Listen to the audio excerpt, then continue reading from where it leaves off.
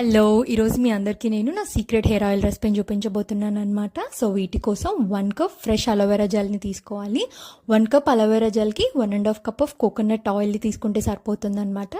ఇవన్నీ కూడా మనం లో ఫ్లేమ్ పైన మనం బాగా ఉడికించుకోవాలి. సో, ఈ 2 ఉడుకుతున్న టైంలో 1 టేబుల్ స్పూన్ మెంతులు అండ్ అలాగే 1 table spoon flax seeds and కొద్దిగా ఉసిరికాయలు అవైలబుల్‌గా ఉంటాయి అవి అండ్ ఒక గుప్పెడు కరివేపాకు, 10 అంటే 10 మందారం ఆకులు ఇవన్నీ యాడ్ చేసుకుని లో ఫ్లేమ్ పైన ఉడికించుకుంటూ ఉండాలన్నమాట.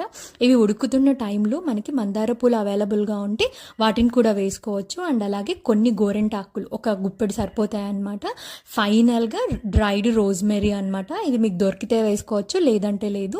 వీటన్నింటినీ బాగా ఉడికించుకొని చల్లార్చిన తర్వాత మనం ఒక గాజు సీసాలోకి తీసుకొని స్టోర్ చేసుకున్నాం అనుకోండి, చాలా రోజుల వరకు బాగుంటుంది. That's it. ఇంకా ఇలాంటి ఇంట్రెస్టింగ్ వీడియోస్ కోసం stay tune to the channel and don't forget to subscribe.